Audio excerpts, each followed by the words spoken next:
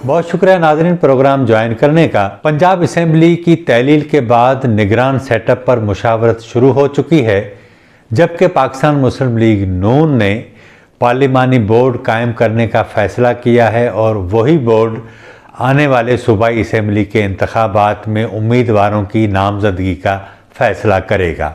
मियाँ नवाज शरीफ कब पाकिस्तान वापस आएंगे, ये एक बहुत बड़ा सवाल है जो मुस्लिम लीग नून के कारकुनों के आगे है और वो इस बात पर परेशान हैं कि मियाँ नवाज शरीफ कब आएंगे और अगर वापस आएंगे तो क्या उससे पहले उनकी नाअहली के हवाले से और उनकी सज़ा के हवाले से अदालतों की जानिब से रिलीफ मिल सकेगा या नहीं। लेकिन मुस्लिम लीग नून की जो दूसरे दर्जे की क़यादत है वो वाज़े तौर पर इस बात का ऐलान कर चुकी है कि आने वाले आम इंतखाबात से पहले मियाँ नवाज शरीफ पाकिस्तान आएंगे, जबकि मरीम नवाज शरीफ रवां माह यानी अगले हफ्ते ही पाकिस्तान आएंगी और वो पंजाब असेंबली के इंतखाबात के हवाले से इंतखाबी मुहिम शुरू करेंगी, पंजाब के मुख्तलिफ अज़ला में जलसे करेंगी, जबकि ये भी बताया जा रहा है कि हमज़ा शहबाज भी जलसे करेंगे और ये दोनों नून लीग के रहनुमा अलग अलग इंतखाबी मुहिम चलाएंगे ताकि उसको ज़्यादा मुनज़्ज़म अंदाज से चलाया जा सके। लेकिन आज जो पेशरफ्त हुई है वो ये है कि इमरान खान ने इस बात का इंदिया दिया है कि वो कौमी असेंबली में वापस आ सकते हैं। ये वही कौमी असेंबली है जिसके लिए इमरान खान कहते रहे थे कि वो उस असेंबली में वापस नहीं जाएंगे जिसके अंदर चोर और डाकू बैठे हों, लेकिन हालात ने उन्हें अब इस बात पर मजबूर कर दिया है कि वो कौमी असेंबली में वापस जाएं। क्यों जाएं? जब इमरान खान जनरल कमर जावेद बाजवा पर शदीद तनकीद कर रहे थे तो उन दिनों सदर आरिफ अलवी इस बात की कोशिश कर रहे थे कि इन दोनों रहनुमाओं यानी जनरल कमर जावेद बाजवा और इमरान खान को बिठाकर वो दरमियान में कोई सालसी का रोल प्ले करें ताकि दोनों के दरमियान जो इख्तलाफात हैं उन्हें कम किया जा सके और इस्टेब्लिशमेंट के साथ कोई नई डील करके इक़्तिदार में आया जाए। लेकिन उन दिनों इस्लामाबाद के F8 में आज़ाद कश्मीर के वज़ीर आज़म के घर पर ये मुलाकात हुई। इस मुलाकात में काफ़ी गिले शिकवे भी हुए, लेकिन जनरल बाजवा ने इन तमाम बातों के दौरान ये उन्हें ज़रूर कहा था इमरान खान को कि आप कौमी असेंबली में वापस जाएं। अगर आप कौमी असेंबली में वापस न गए तो निगरान सेटअप जो बनेगा उसमें राजा रियाज फैसला कुन किरदार अदा करेंगे जो इस वक्त अपोजिशन लीडर हैं। बेहतर यही है कि राजा रियाज अगर फैसले करेंगे तो वो यानी शहबाज शरीफ के ही फैसले होंगे। इससे बेहतर है कि आप वापस कौमी असेंबली जाएँ। ज़रा ये बताते हैं कि इमरान खान ने उस वक्त जनरल बाजवा की इस तजवीज़ की हिमायत की और कहा कि वो इस पर ज़रूर सोचेंगे, लेकिन कुछ ही दिनों बाद वो इस बात से मुकर गए। लेकिन अब एक बार फिर उन्हें ये ख्याल आया है कि पंजाब असेंबली तो टूट चुकी है, वो कौमी असेंबली में जाएं और कौमी असेंबली में जाकर जो नया निगरान सेटअप बनेगा उसमें अपना हिस्सा डालें।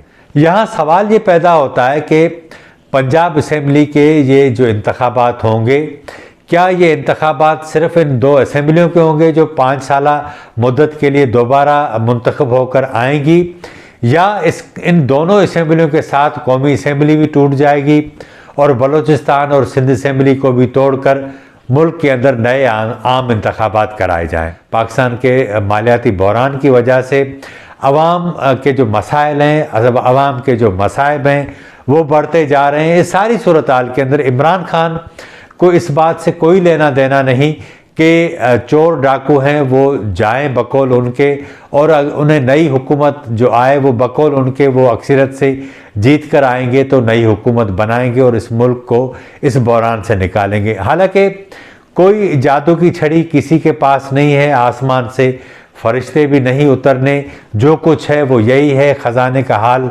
सबके सामने है। इमरान खान अगर आते भी हैं तो उनका हाल मेरा ख्याल है जो मौजूदा रजीम है उससे शायद बुरा हो, लेकिन खुशफहमी का कोई इलाज नहीं होता।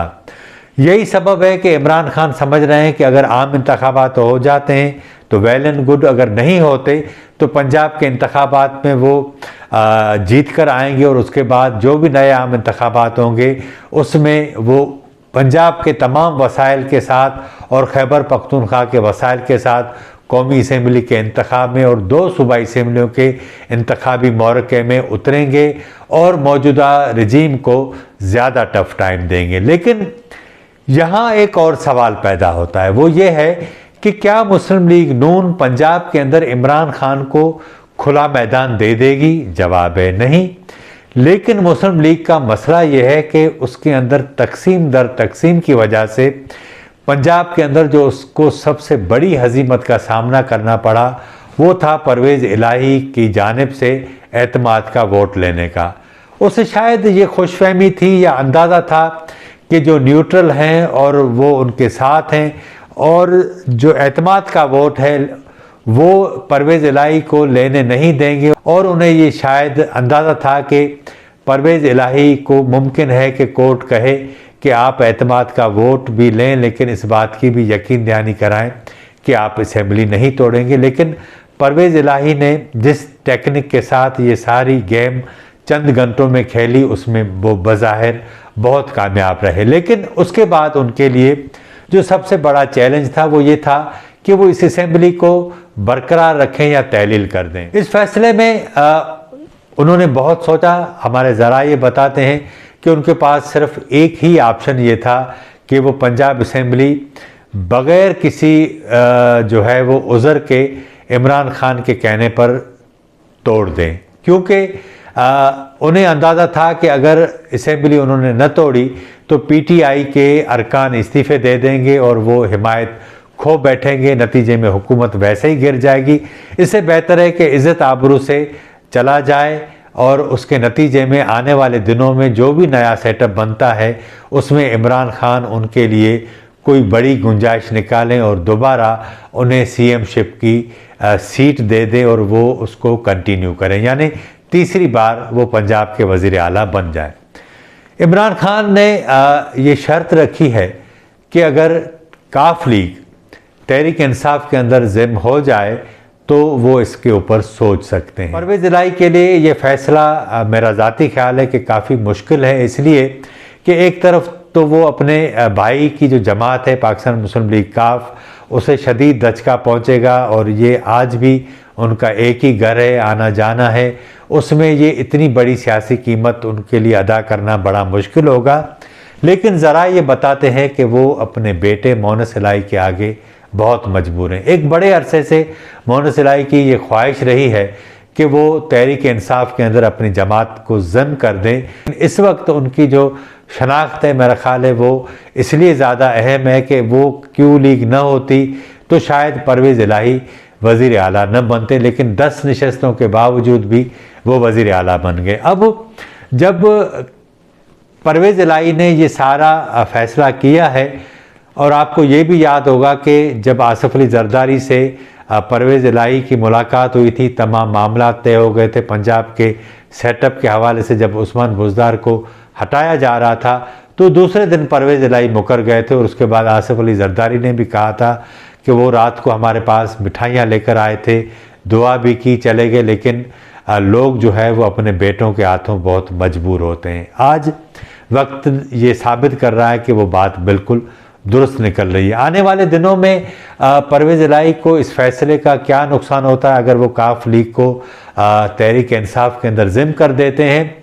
लेकिन नून लीग के लिए ये इशू ये है कि मरीम नवाज़ तो आ जाएंगी। एक दौर था जब मियाँ नवाज शरीफ लंदन में नहीं थे, पाकिस्तान में ही थे, तो मुस्लिम लीग नून के तमाम फैसले वो किया करते थे और वो एक ऐसी जंजीर थे जिन्होंने पूरी नून लीग को जोड़े रखा था। लेकिन फिर जो नए लोग नून लीग के अंदर आए और उसके नतीजे में हमने देखा कि चौधरी निसार जैसा आदमी चला गया और उसने तो यहाँ तक भी कह दिया था कि वो बच्चों के साथ डील करने से बेहतर समझते हैं कि वो ख़ुद को अलग कर लें। अपनी मिजाज के वो आदमी हैं और ज़ाहिर है कि नवाज शरीफ के बग़ैर वो किसी के साथ नहीं चल सकते थे। लेकिन ख्वाजा साद रफ़ीक, अयाज सादिक और इस जैसे बहुत सारे रहनुमा हैं वो इस वक्त साइड लाइन हैं, नाराज़ हैं, और यही सबब है कि परवेज़ इलाही का जो एतमाद का वोट था उसमें ये नून लीग को नाकामी हुई और पंजाब असम्बली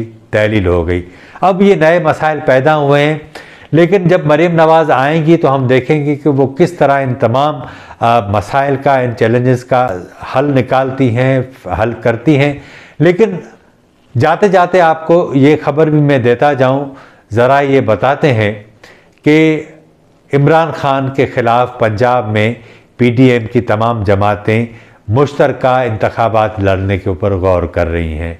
क्या होता है आने वाले दिनों में, लेकिन एक बात तो ये है कि आसिफ अली जरदारी ने भी बड़ी बारीक वारदात डाली है और इस सारे सिनेरियो में यानी तहरीक अदम एतमाद के बाद जो तमाम कीमत अदा की है वो मुस्लिम लीग नून ने अदा की है।